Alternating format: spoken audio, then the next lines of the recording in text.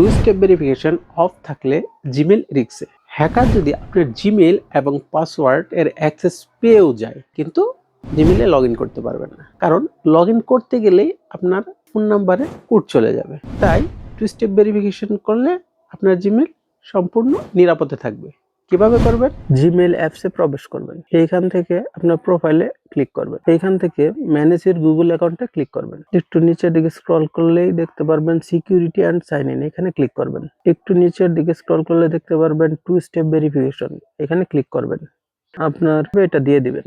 একটু নিচের দিকে স্ক্রল করবেন, দেখতে পারবেন যে phone number, add a phone number, এখানে ক্লিক করবেন। Plus add a phone number, এখানে ক্লিক করবেন।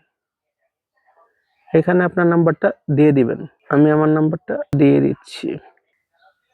কনফার্ম ফোন নাম্বার এখানে সেভ করে দেবেন। দেখবেন ফোন নাম্বার সাকসেসফুলি অ্যাড। এখন turn on two step verification, এটা জাস্ট টার্ন অন করে দিবেন। এখন দেখতে পাচ্ছেন যে অলরেডি এই টু স্টেপ ভেরিফিকেশন অন হয়ে গেছে। এখন যদি কেউ আপনার জিমেলের আইডি এবং পাসওয়ার্ড জানেও, তারপরেও জিমেলে লগ ইন করতে গেলে এই নাম্বারে কোড যাবে। সো হ্যাকারের কাছে ইমেল এবং পাসওয়ার্ড থাকলেও আপনার জিমেল আর লগ ইন করতে পারবে না।